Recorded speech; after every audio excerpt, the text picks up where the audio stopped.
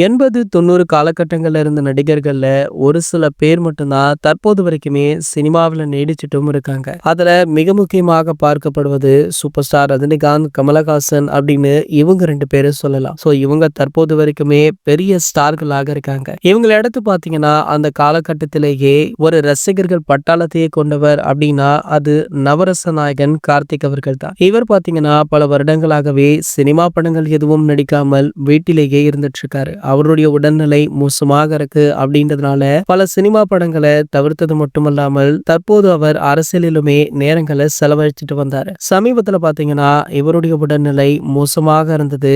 அதனடுத்து பாத்தீங்கன்னா இதை பற்றி பல பத்திரிகைகள், சினிமா ஊடகங்கள் அப்படின்னு பலருமே பல விஷயங்களை எழுத ஆரம்பிச்சாங்க.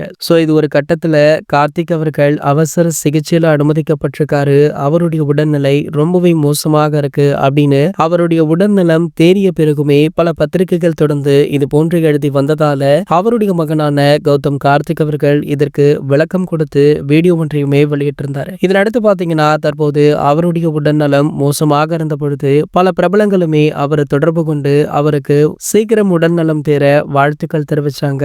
அதுல அவர் குறிப்பிட்டு சொன்னது நம்ம அதிர்ஷ்டரை பற்றி தான்.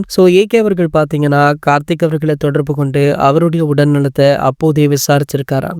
இதனை கார்த்திக் அவர்கள் சமீபத்துல மென்ஷன் பண்ணி பேசியிருப்பது ஏகே ரசிகர்கள் மத்தியில வரவேற்பு பெற்றிருக்கு. இது போன்ற செய்திகளை பற்றி நீங்க உடனே தெரிஞ்சுக்க நம்ம சேனலை மறக்காம சப்ஸ்கிரைப் பண்ணிக்கோங்க.